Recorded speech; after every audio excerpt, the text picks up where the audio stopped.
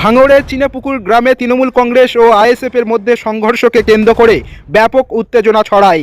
ঘটনাটি ঘটে ভাঙড়ের শানপুকুর গ্রাম পঞ্চায়েত এলাকার চিনাপুকুর গ্রামে। দুই দলের সংঘর্ষে উভয় পক্ষের একাধিক কর্মী আহত হন। ঘটনায় আক্রান্ত হন চিনাপুকুর রামপুর বুথের তৃণমূল কংগ্রেসের সভাপতি জাহাঙ্গীর মোল্লা। অভিযোগ, সংঘর্ষের পর তৃণমূল কর্মীরা পাল্টা আইএসএফ কর্মীদের তাড়া করে। পরিস্থিতি সামাল দিতে উত্তর কাশীপুর থানার পুলিশ ঘটনাস্থলে পৌঁছালে স্থানীয়দের সঙ্গে পুলিশের বাগবিতণ্ডা শুরু হয়। কিছুক্ষণ পর ঘটনাস্থলে পৌঁছান তৃণমূল নেতা শওকত মোল্লা। সাংবাদিকদের মুখোমুখি হয়ে তিনি দাবি করেন আইএসএফ বহিরাগতদের এনে তৃণমূল কর্মীদের ওপর হামলা চালিয়েছে। পাশাপাশি তিনি অভিযোগ করেন আইএসএফ নেতা নওশাদ সিদ্দিকী ও তার দল উদ্দেশ্য প্রণোদিতভাবে মিথ্যা বক্তব্য দিয়ে এলাকায় উত্তেজনা ছড়ানোর চেষ্টা করছে। তৃণমূল কংগ্রেসের অভিযোগ, চিনাপুকুর গ্রামে একটি রাস্তা উদ্বোধনের অনুষ্ঠান ছিল। সেই অনুষ্ঠান বাতিল করার উদ্দেশ্যে আইএসএফ কর্মীরা তৃণমূল কর্মীদের মারধর করে, এমনকি বন্দুকের বাঁট দিয়ে প্রাণনাশের চেষ্টা করা হয়েছে বলে অভিযোগ ওঠে। অন্যদিকে আইএসএফের পাল্টা অভিযোগ, রক্তদান শিবির উপলক্ষে তাদের কর্মীরা জড়ো হচ্ছিলেন।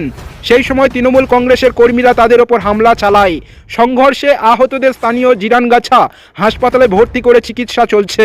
এলাকায় উত্তেজনা ছড়িয়ে পড়ায় উত্তর কাশীপুর থানার বিশাল পুলিশ বাহিনী মোতায়েন করা হয় এবং পরিস্থিতি নিয়ন্ত্রণে আনা হয়। নিমকুড়িয়া থেকে শুরু করে শানপুকুরে ওই দিক থেকে শুরু করে বাইরের থেকে লোকের এখানে সে গন্ডগোল বাদিয়েছে।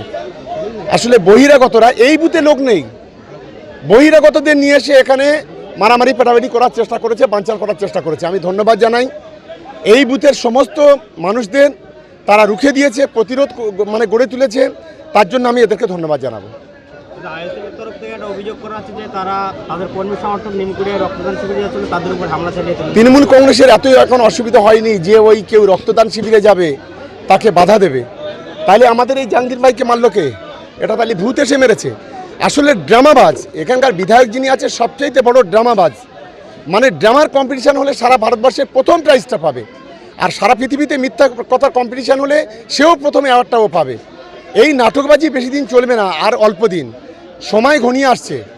যত বেশি তৃণমূল কংগ্রেসকে রক্তাক্ত করবে, যত বেশি তাতাবে, তত বেশি তৃণমূল কংগ্রেসের কর্মীরা আগামী দিনে গর্জে উঠবে।